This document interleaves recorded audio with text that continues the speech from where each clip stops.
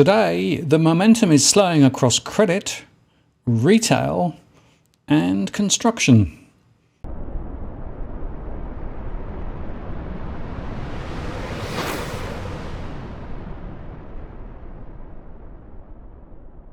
Hello again, it's Martin North from Digital Finance Analytics, Webinars Post, covering finance and property news with a distinctively Australian flavour. Well, it's the last day of October today, and so we get the credit aggregates from both the RBA and APRA. And we also get information today about preliminary retail sales and also about the number of properties in Australia. And all of these tell us something quite important about what's slowing.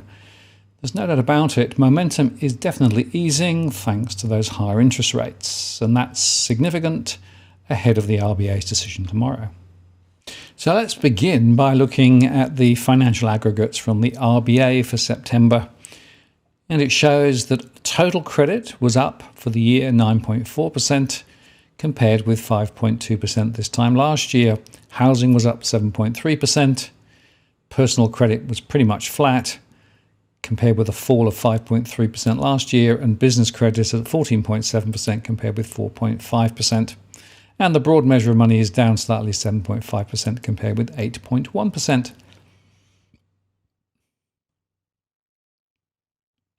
Now, if we look at the monthly moves in terms of the credit aggregates, housing grew 0.47% over the month. That's a further fall, of course. Owner occupation was 0.53%. Investment was 0.32%. So investment lending is falling faster than owner occupied lending at the moment. Personal credit was pretty much flat, although just heading down slightly. And overall business credit was up 1.27% over the month. Now, these monthly numbers, of course, are very noisy, but nevertheless gives you a bit of a sense of what's gone on. We then look at the credit aggregates for the month of September. All credit was up 0.71% over the month. You can see it's beginning to slide down a little compared with the previous months. And broad money is down to 0.11%, a considerable fall compared with recent months. Now, the annual momentum probably gives us a better read of what's happening. Housing is now at 7.34% annualized growth, and that's still sliding down from where it was previously. The peak, of course, was at the end of last year, beginning of this year. Owner occupation is down to 7.82% and is continuing to slide. And investment lending is now also falling over at a growth annualized at 6.38%. Personal credit is just slightly positive now and is considerably higher than it was this time last year. And business is at 14.7% and continues to rise very strongly. Now, if we look at the aggregates, total credit's at 9.45%, so that's very strong. It's the strongest it's been for a long time. And the broad money is continuing to slide down. It's at 7.46% annualized over the last year.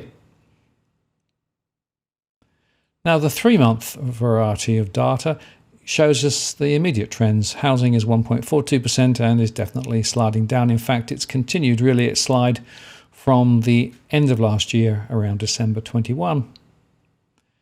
Owner occupation is following the same trend. It's at 1.59%. And investment is at 1.2%. And it's interesting to note how strongly investment is falling at the moment.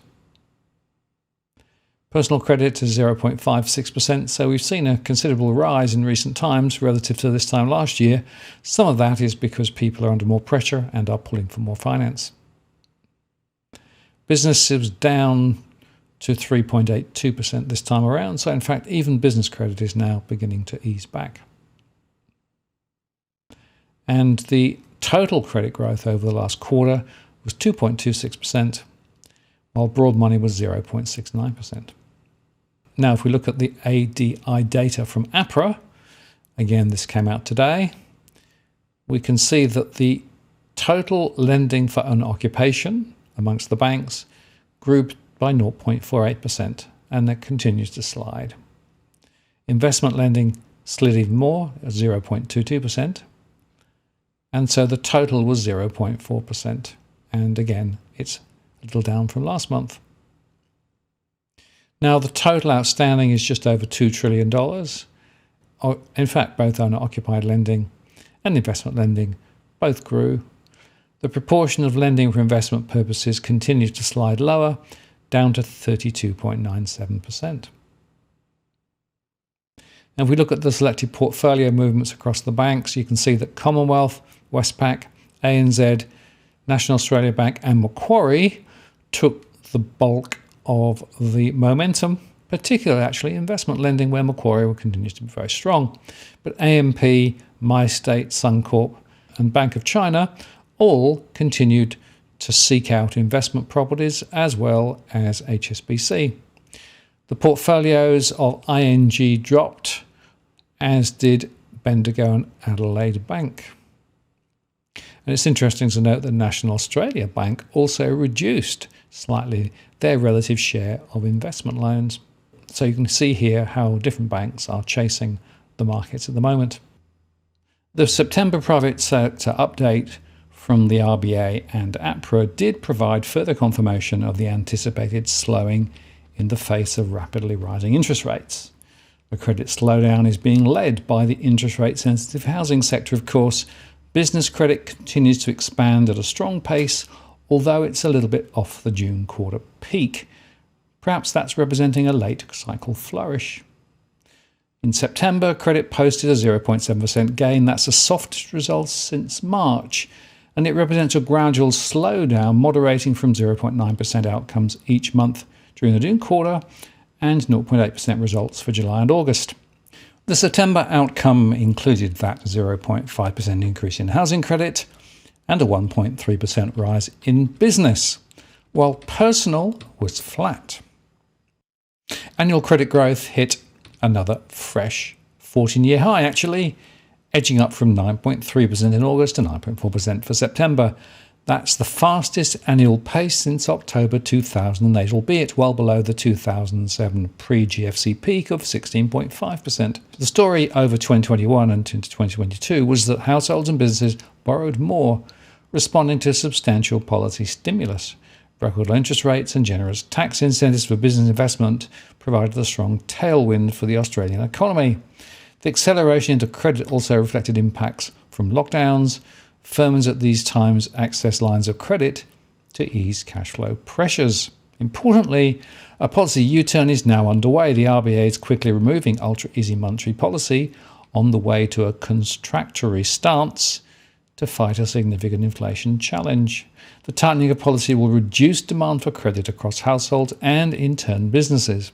The housing market is slowing, the adverse impacts of sharply high interest rates driving it down. New lending for housing is now declining, and declining at a rate of knots as borrowing capacity is reduced in recognition of higher interest rates.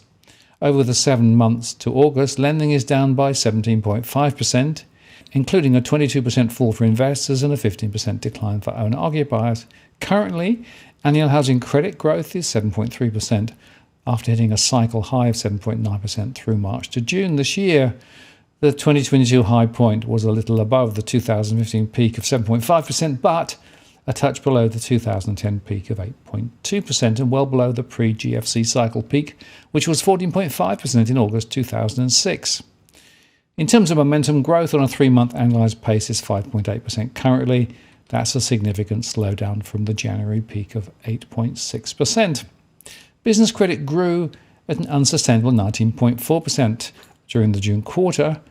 That's on an annualized basis, moderating a little to a still rapid 16.4% in the September quarter. Annual growth is 14.7% currently. That's the fastest pace since mid-2008. Now, that's against the backdrop of double-digit growth in the value of non-mining business investment as firms look to expand capacity to meet rising demand. With the economy set to slow sharply in 2023, impacted by high inflation and rising interest rates, non-farming firms will likely cut equipment investment, and business credit growth will also cool appreciably.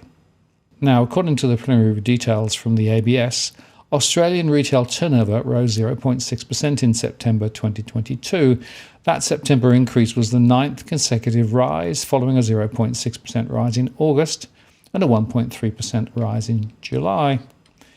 The head of the ABS said this month's rise was again driven by the combined strength in the food industry, with food retailing up 1%, while cafes, restaurants and takeaway foods rose 1.3%.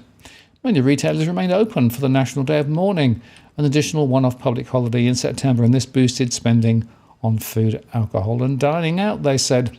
Clothing, footwear and personal accessory retailing had the largest percentage rise, up 2%, following a large fall of 2.3% in August. Other retailing also rose, up 0.2%. Household goods retailing fell 0.8%. That's a slight decrease from last month's rise of 2.6%. The fall in September was, though, softened by the release of new mobile phone models, including the iPhone, and is the fourth monthly fall in household goods retailing in the last 6 months. Department stores also fell down 0.4%. Turnover is actually at a record level in most states and territories. The Australian Capital Territory had the largest rise in September, up 1.6%, followed by Western Australia at 1.4%, Queensland at 1.1%, and the Northern Territory at 1.1%. Tasmania was 0.9%, Victoria was 0.4%, and New South Wales was 0.3%. South Australia was down 0.2%, and that was the only state or territory to record a fall, the first in 6 months after 5 consecutive rises. The ABA said the latest consumer price index showed that prices continued to rise strongly in the September quarter, and we'll get more information in the quarterly numbers out later in the week. Now, the ABS preliminary estimates of retail sales at 0.6% was just slightly ahead of expectations, which were at 0.5%, and annual growth came in at 17.9%, but still heavily impacted by Delta lockdowns this time a year ago.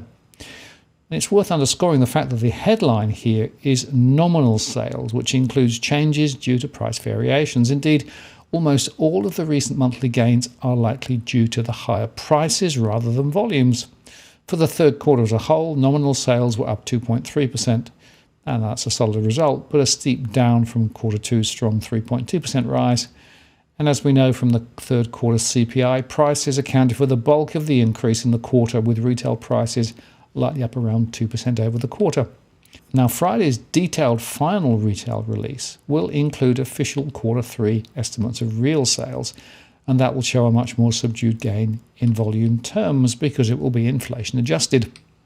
For nominal sales, gains in the December month centred on a bounce back in clothing, up 2% of the month, and more solid rises from food-related categories, cafes and restaurants up 1.3% and basic food up 1%.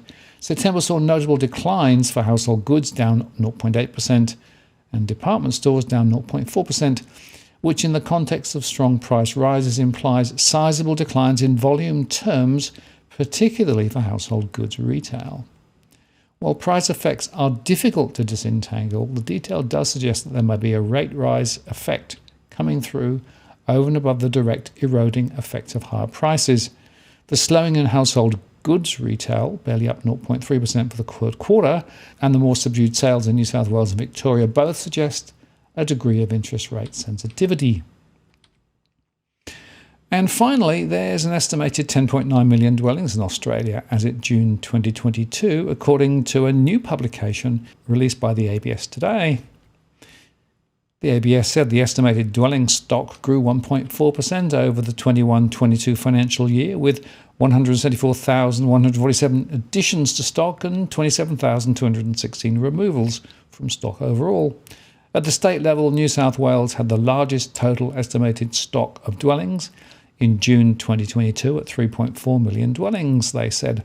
Victoria recorded the largest increase in dwelling stock in 21-22, with a net growth of 50,310 dwellings. At the more local level, the area with the largest increase in dwelling stock was Rockbank, Mount Cotterell in Melbourne's outer west, with a net growth of 2,138 dwellings. Strathnairn in Canberra's northwest had the highest growth rate in dwellings, up 62.9%. Estimates of dwelling stock gives governments and other policymakers important information about changes in housing stock to better inform decisions on housing and land planning policy. And it's, of course, consistent also with the information coming out of the census data that showed considerable growth in some new areas with almost no growth elsewhere. So if you put all of these data points together, what do you see? Well, you see rising interest rates, putting the brakes on retail spending, putting the brakes on credit growth, and also potentially seeing a slowdown in terms of new construction. So that's one of the reasons why it's highly likely that we're going to go into 2023 close to recession, if not in recession. And the other question, of course, is with much more limited credit growth, how will the profitability of the banks hold up in a higher interest rate, higher delinquency environment? Well, we'll find that out over the next few months. I'm Martin North from Digital Finance Analytics. Many thanks for watching, and I'll see you again next time.